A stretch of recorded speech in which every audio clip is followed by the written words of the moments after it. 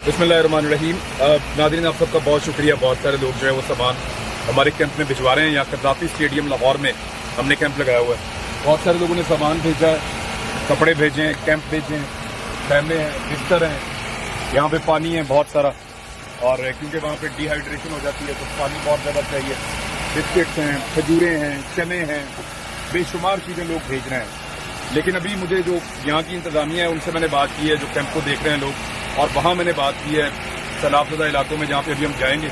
हमें जिस चीज़ की इस वक्त ज़्यादा ज़रूरत है वो खैमे, और हमने अभी मज़ीद खैमे ऑर्डर किए हैं, वो हमें मिल जाएंगे।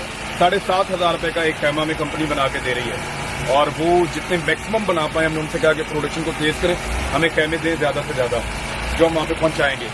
और कुछ चटाइयाँ चाहिए हमें, मच्छरदानियाँ चाहिए बड़े साइज़ की, वो भी वहाँ पहुँचा रहे हैं। ये काफ़ी सामान आ गया है। ये 2-3 ट्रकों का सामान यहाँ पे मौजूद है। कुछ सामान कल आ जाएगा।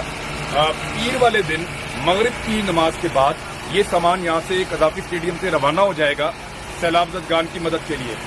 हमें जो चीज़ें ज़्यादा चाहिए मैं आपको दोबारा बता देता हूँ।